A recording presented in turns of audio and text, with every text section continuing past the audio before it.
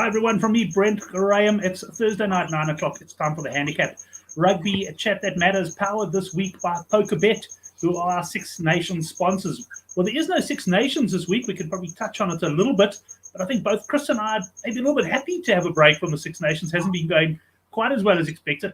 I've got to give a shout out to the Oracle. He was absolutely on fire last week. You know, the Oracle, his reasoning doesn't always sit well with everybody. So he does tend to take a bit of abuse in social media sometimes when things go wrong.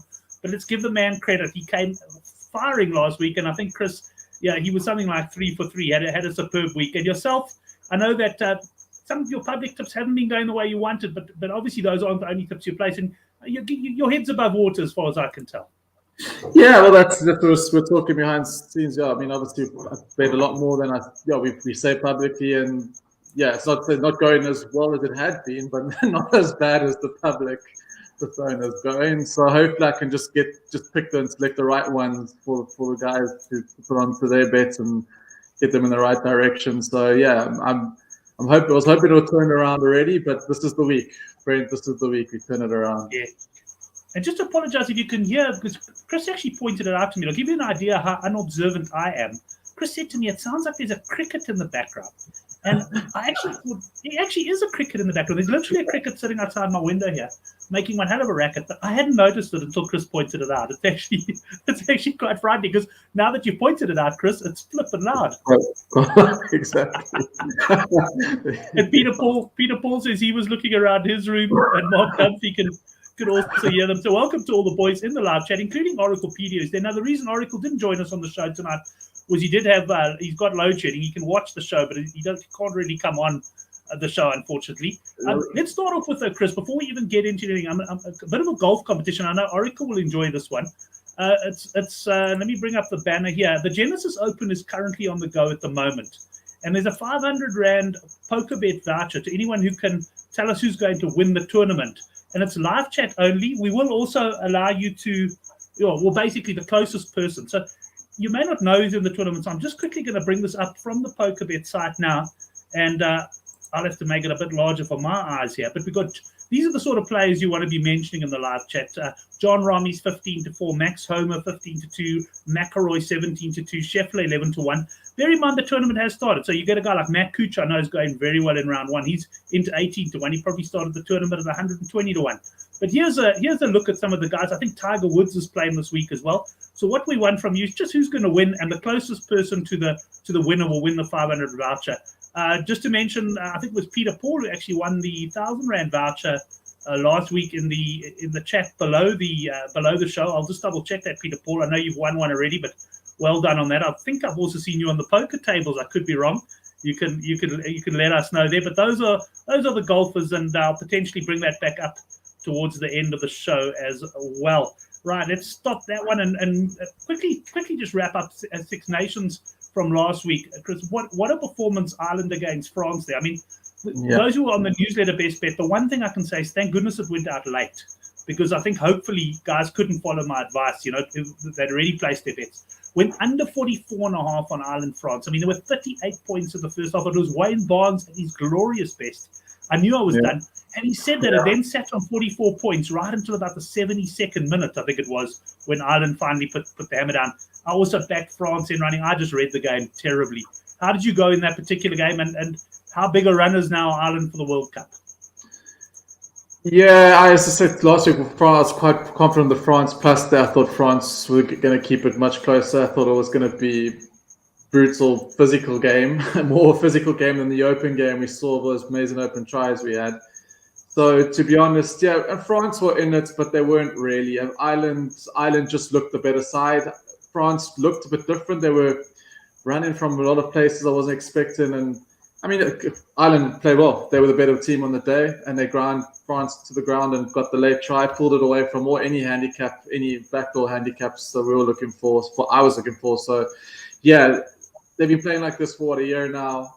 They've done it to New Zealand. They've done it to the best. Who they're going to be afraid of going into the World Cup? They've beaten everyone now. They should be feeling good. But it's World Cup, we still don't know. But I think what the point is they deserve their number. It looked like they deserved the number one. I was calling France to be number one. Thought they would number one, but that looks like Ireland sealed that one, didn't they? Yeah, no, that's it. I mean, I must say, and France have been a bit disappointing for me in the Six Nations so far. And Ireland, I was seeing something on Twitter the other day. Someone was mentioning, I wasn't really at the forefront of what they've said to the refs on that, but the jackal has virtually been eliminated. You get very few turnovers, and for a side that like Ireland that can retain possession and do so much with possession, he was basically saying, I think it was Stephen Wall on Twitter, he was saying Ireland can be very difficult to beat on that basis, and it's a good point. You're just not seeing the turnovers anymore. And a team like Ireland are happy to take it through 24, 30 phases before they score. Yeah. And I think also I noticed a lot of people Irish are concerned about Sexton. And what if Sexton breaks down? What happens then? And it was a Byrne that took over from him, played very well. So my Irish mates seem very boisterous, happy about that, how he went. So they feel a lot more comfortable in that regard as well. Right, well, let's get cracking with URC. So while we've got a break in the Six Nations, we've got URC and Gallagher Premiership. I know you've got some thoughts on that as well, Chris. I just want to say I've also got a few thoughts on the rugby, so don't worry, I'm not going to leave you high and dry to come up with all the fixtures. But this is the first game, very interesting one, Chris, because I did see in the forum, it was great to welcome Hendrik back. I've been playing a bit of poker against him and with him on Poker Bros there as well.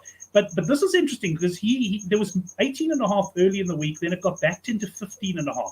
And then I think news started coming out that, Munster, they're getting like a player back from injury. They're getting, I think, Coombs back from the squad. So they're going to be slightly stronger. And Wales, of course, rugby at the moment in a bit of disarray. And they're not getting any of their players back. They're all being kept as part of the Welsh squad. And the line has now subsequently moved back out to 18.5. At the same time here, we've got a points line of 49.5. I can tell you the weather certainly looks suspect at best. I mean, it's not necessarily going to be pouring with rain, but there's definitely rain forecast. What are your views on this one? Yeah. I agree. It looks like Munster's side is definitely a lot stronger than Ospreys. The Welsh, I think this is one of the reasons I was quite boyish on the Welsh chances in the Six Nations. I thought they were going to ride the form of the Wales teams. They were doing pretty well up until 3 weeks ago. So I thought they'd ride that momentum. But it just seems now with this whole strike potentially looming, it just now looks like Wales are completely in the doldrum and even worse. And yes, they're taking a much weaker side compared to the lineups that did really well. They don't have a lot of those Welsh stalwarts. They have Morgan, Hawkins, Bird. This is a machine. That's a machine, Welsh machine in the engine room of Ospreys that aren't there. And Munster have got their players there. Yeah, minus 18 should be covered. I anticipate a Munster 30 point win. Yeah, I'll stick my neck out here. I think if you got the cap at 13 or 18, it should cover. And I'm also quite liking the Munster points, to be honest. I don't know how much. If it's 50 points, what is it? If it's 18, what are we looking at? A 32? Yeah, probably like 32, 16 or somewhere around there. I do see Munster covering 35, close to 40. So I think this is a preference for you guys. I like Munster in this game, in this matchup. Also, matchup in history shows that Munster often do well. That I do take that into account a lot. Matchups do count. So happy with that sentiment. Happy take the minus 18 if you want all the points. If you feel more comfortable with the points, you want to again not get screwed on the backdoor cover from Ospreys. But I see like a 42-10 type of scoreline here. But that's my read. Which takes you quite close to the total points mark. So I'm not going to get involved in this one on the handicap, although I must say I find myself leaning towards under 49.5 points here. I think even if Munster do win comfortably, perhaps Ospreys won't score up. But I can see this being quite a scrappy game. I think it was WJS was pointing out, and I'll just go back to that post. Munster's got one of the lowest scoring rounds, or the lowest scoring round at 40.2, the lowest in the league. So yeah, I think Thurman Park there. I reckon we're going to have an unders play. So I'm actually going unders under 49.5 points in this opener, Chris. So a good chance potentially both of us could win our bets. That sounds good because I'll be honest, I don't know where Ospreys will get the points, and this is a good chance for Munster to secure their spot in the playoff spaces as well. So I anticipate, I agree with that. Right, well, let's have a look at the next game. It's a Friday night game. Glasgow here, minus 1.5 points against Ulster.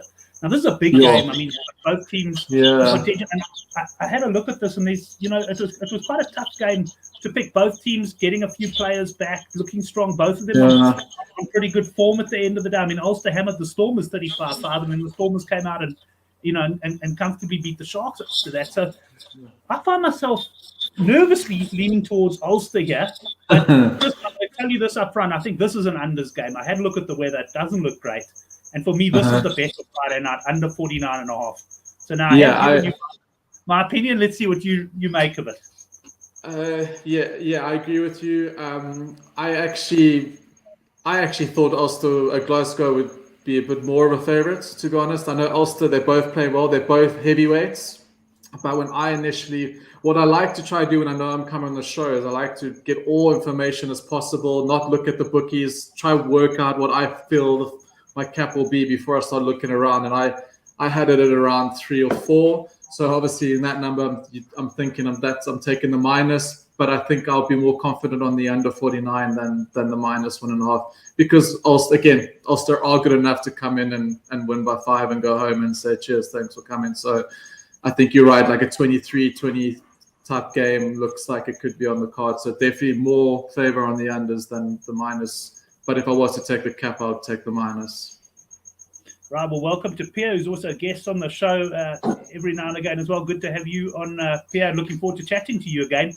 Welsh also threatening a player strike, missing internationals, back all non-Welsh this weekend. I was thinking much along similar lines. Joe Lyons joins us, and he was just saying, are the games even going to go ahead? And I mean, that is a good question with all the player strikes and stuff like that. Who knows what's going to happen? Yeah.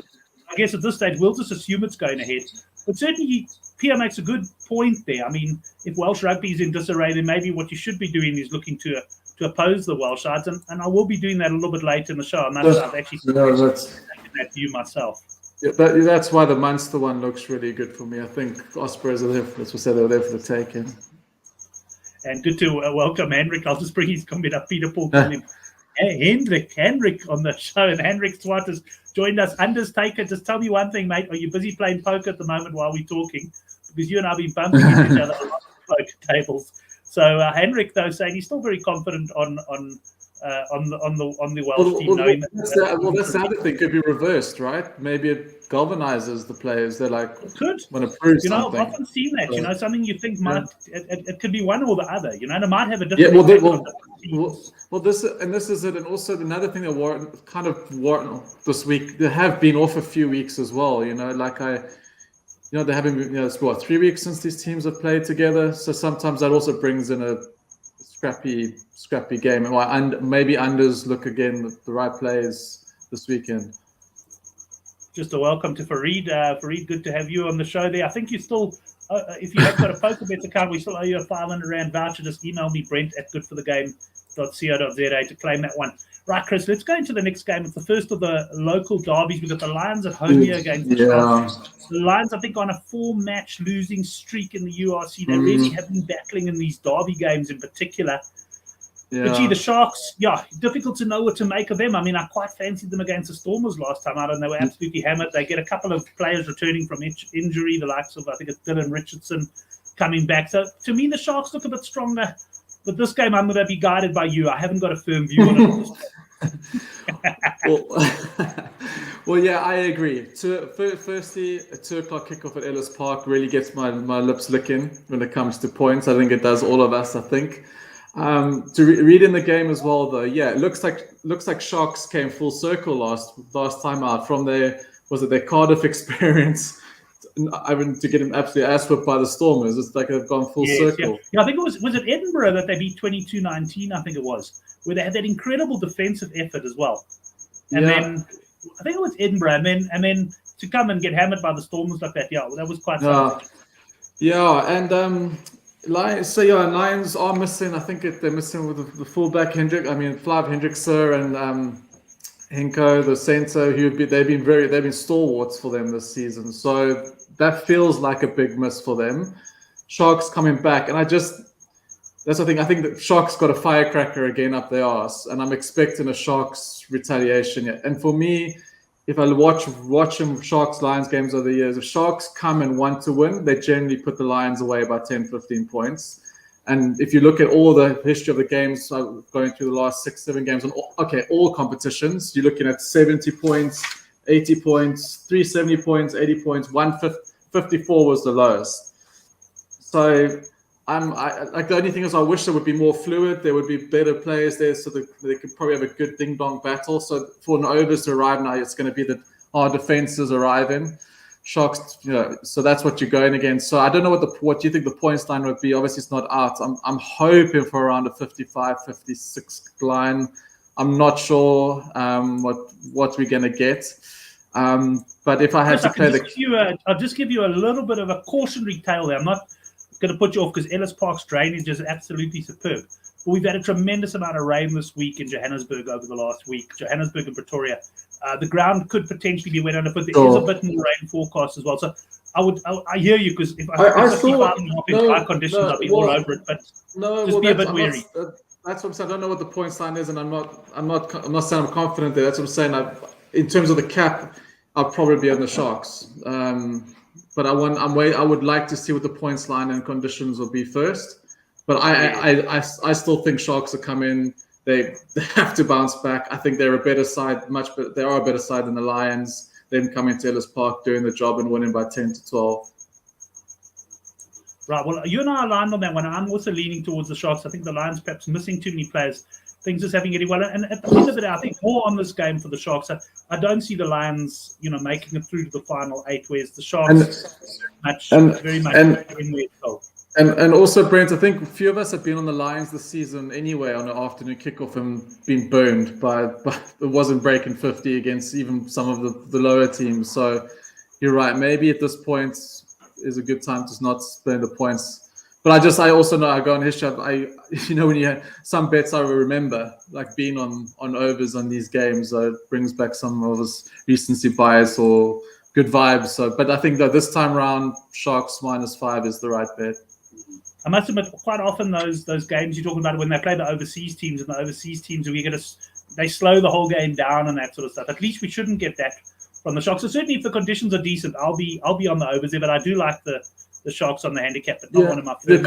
I'm going to be honest. Conditions this season have killed me. I've been going a lot on sometimes conditions, and I've opened up the game, and it's opposite. Or because of conditions, it's opposite. So I'm not keen on reading that until I get closer to the game at the moment, because we've had rain in the Highveld, then the sun's come out, and or the storms come later, or whatever it is, and the UK is the same. I mean, the storm is Irish game. I think a lot of us were the overs. There was no rain in that forecast, but a score came and sat on Brentford for 20 minutes and washed out 20 minutes of the game, right? Like, so, I mean, can't read that stuff. That's a lot. Chris, your hair's looking pretty wild there. Yeah, I know. It's got to go to the barber. Got to go.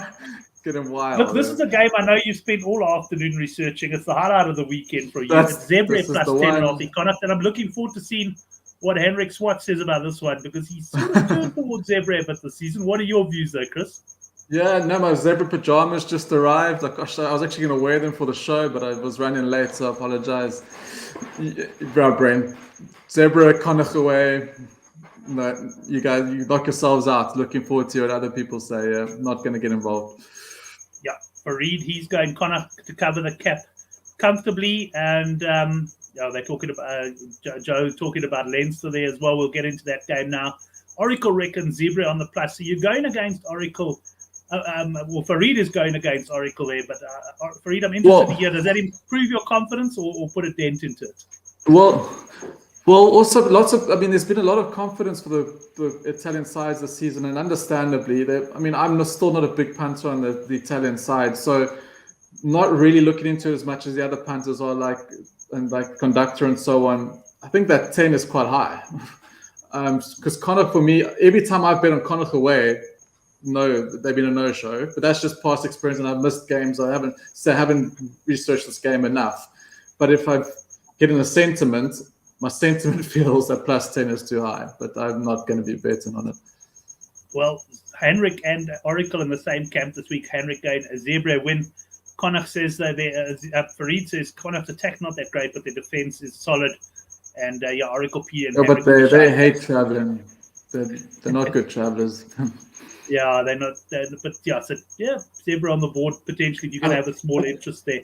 Right, time to give away the second poker voucher. This one will be one of our typical competitions in the Bulls v Stormers game, and we want to know who's going to win the game, and then by how many points. So I've given the example here: Bulls by 1 and 52 points in total. The points will be the tiebreaker, and this one is just for the live viewers.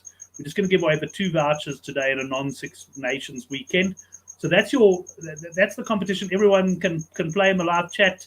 Chris, you're welcome to have a go yourself as well. And let's see what the boys come up with here. But let's get on to the game itself. The Bulls -4.5 against Stormers. I know you and I, we were sort of messaging each other just before the show.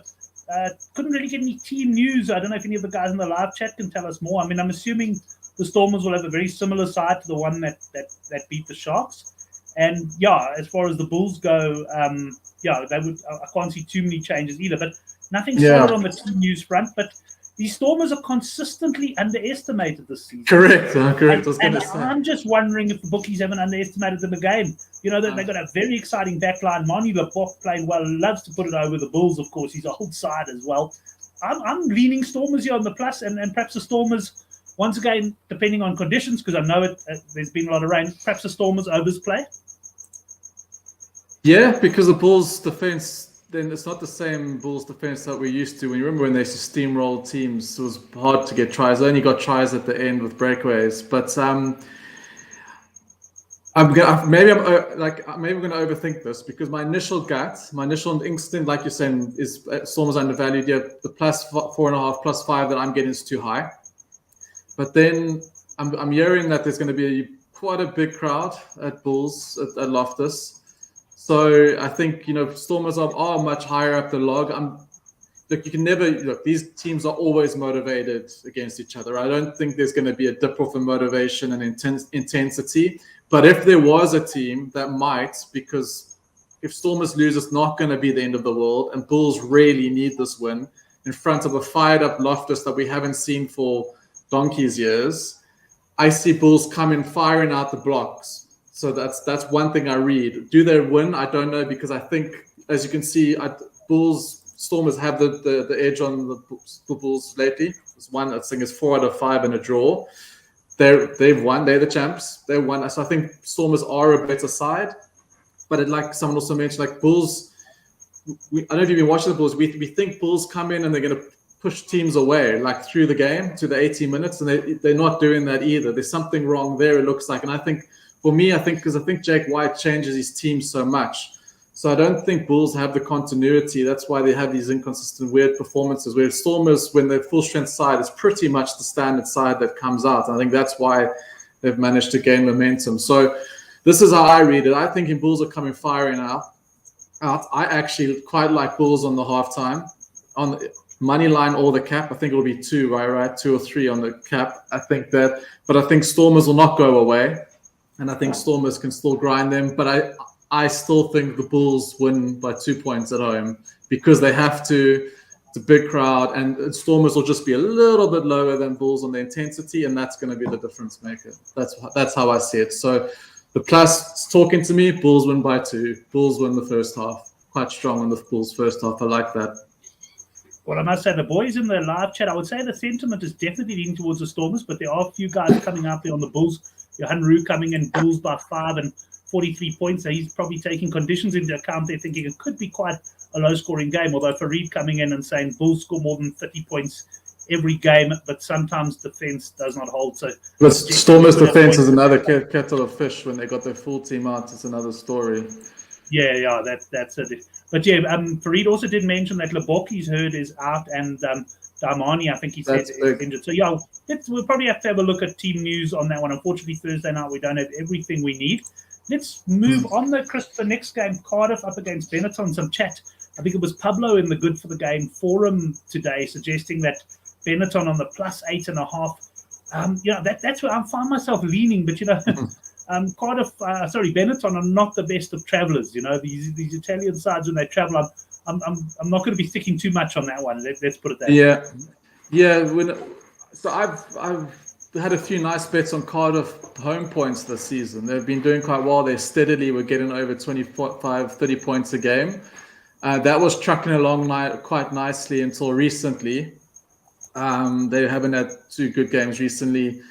And as by far as what I could try to pick up from team news, I was trying to pick up vibes, but it looks like Cardiff are down on players, and I think Benetton might be stronger on an overall squad and bring in a potentially stronger team or closer to parity team. So I went from, yes, Cardiff are going to score 35, Benetton will score 12, great bet.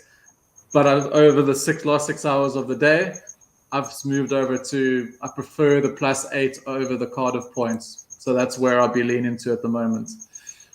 Right. Well, yeah, I'm gonna be leaning towards Benetton plus, mainly on the advice of the guys in the forum, and also I see Henrik and Oracle like them as well. Oracle. Yeah, I would say that as well.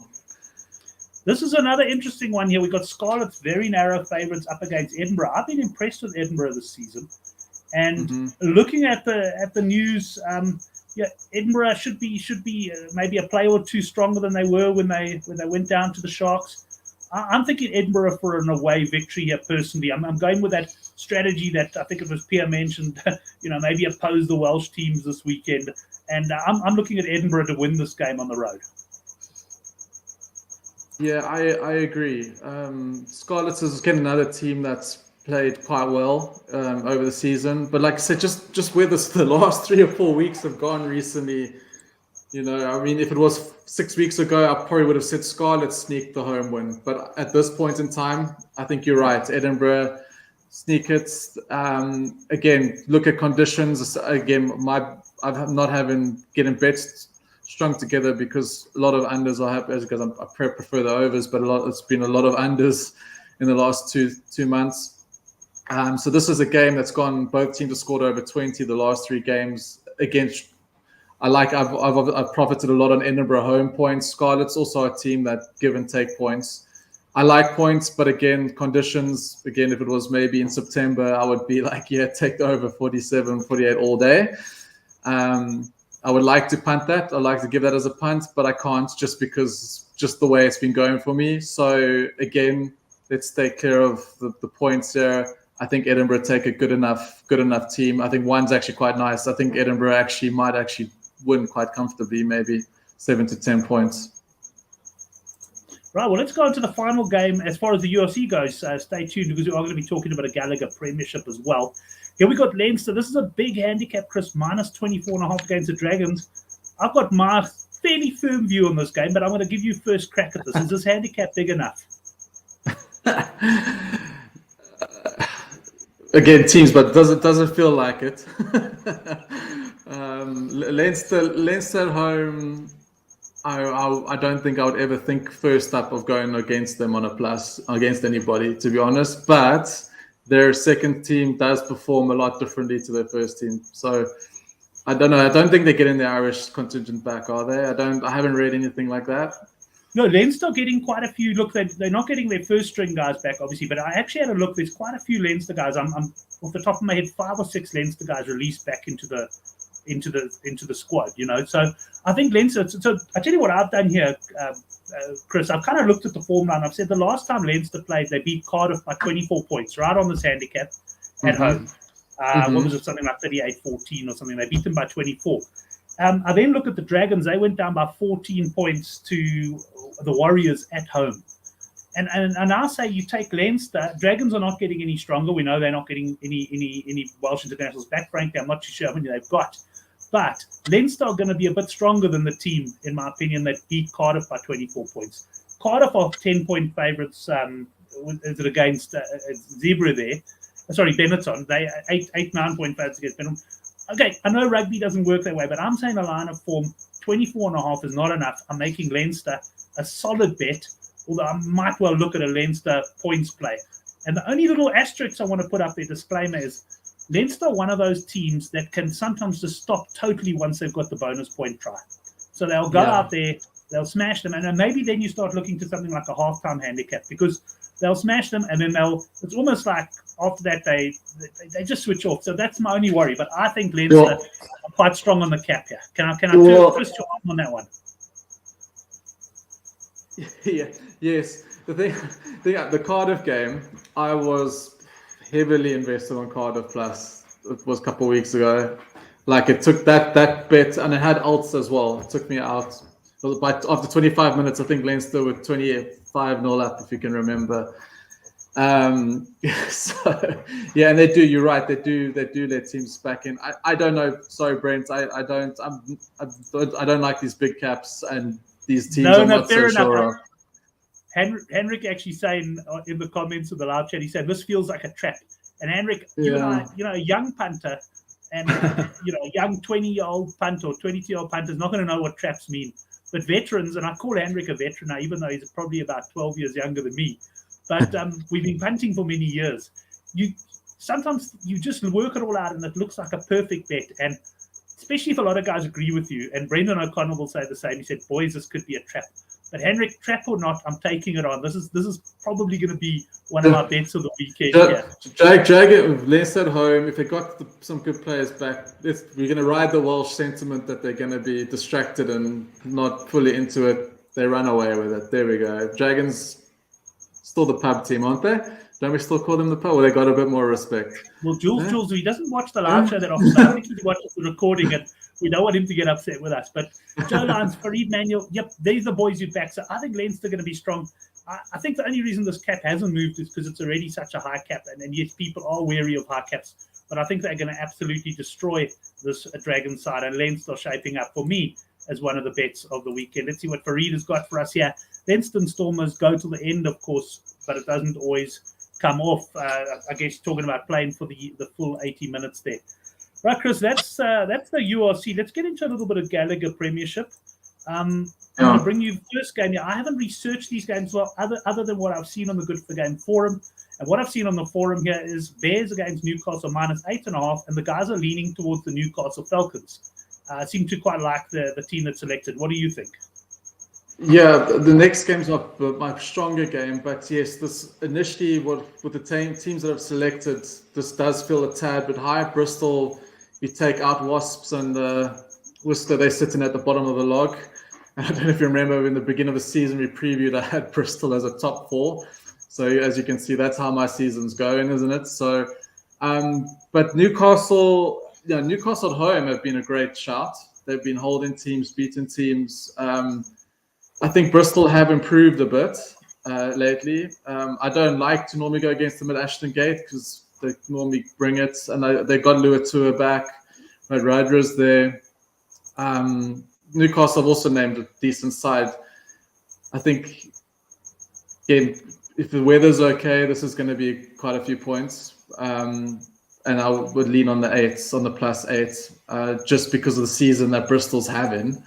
But I quite like this going over 50 points. Yeah, I looked for points line before the game. I'm kind of leaning with you on the points there. Newcastle will give away a lot of points away from home, and Bears I think have got a decent enough side to put a few tries past them. So I see quite a few tries in this game. I don't see a kick in for Paul's Fest going on. Johan Esthuizen comes up with his weekly treble, and Johan, I think what we've got to start doing from now on is we should actually track your treble and see how it does, because to me you've got a pretty damn good record with your trebles. You go in Edinburgh win, then it's on plus, and Zebre on the plus is going for the 2 Italian sides there. His treble, so interesting to see how that goes. Let's go into the next game, and you've already hinted to me there, and to all the viewers, Chris, that you've got a bit of a stronger fancy on Gloucester up against Harlequins. We've got -5.5 Gloucester here. Yeah, so I like this, and I like Quins. Yeah, these teams, if you look at the log, are neck and neck. I think there's a points difference of like 10 or 20. They're separating them on the log. Quins, look, their record away from home hasn't been great, and I think this is why this cap is where it is. But again, it's like another one of these matchups where Quins have been very good against Gloucester lately. They've held them, they've beaten them the last 3 times. So for me, this feels like it's much closer to a picking game, or maybe Gloucester -2. That's where I capped it. So that's why I think this number's right. And if you look at both teams, both are quite strong. Probably Gloucester have got a weaker team that they could have picked from or are picking, where Quins have got Marler and Wilkolo up the front row. solid locks. You got Esther Hayes and you got Tomaso. I like the fact that Tomaso Allen's just played international rugby and coming straight in with Esther Hayes and Kay. So I like Quins to hold Gloucester, maybe even beat them. So I'm quite confident on the Quins plus, yeah. Right, I see Fareed reckons Gloucester are going to grind out the win. So it looks like the sort of bookies seem to have got this about right now. Looks to be a bit of opinion on both sides there. Talking of close games, tight games, we've got the Saints here, half a point underdog, so you could effectively say a choice game against Sale. Yeah, good one. It would be a pick'em game. So they've got it spot on, yeah, Brent. I don't have too much strong on this one, but I do on the next two. Oh, sure, but I've only got one game listed, so you're going to have to give me the other one. Sure. One of the games. So the next one's Bath at home to Irish. Bath I've got that one. Yeah. Bath are 3 points favourites. I make this game Irish 2 points favourite. So I quite. The teams aren't out, but I'm hearing that Ben Spencer is not playing for Bath, and he's been really good for them this season. And I think he's been a stalwart, so I think that's going to be a big miss. And Irish are playing well. I mean, who did they put last? I can't remember. They put away quite comfortably the other day. Was the Harlequins. They've had a good season. I think Irish actually win this game by 3. So I quite like Irish plus 3. Yeah. Right. I was just trying to see, and then also the next game, because I'm gonna type it in because I the bookie that I checked didn't have it at the time. It's on Sunday. It's Leicester and Saracens. Oh, of course, yes. What's the handicap there, Chris? I think it was 3. Just give me. I can't remember off the top of my hand. I think it was 3. London Irish. I'm just bringing up.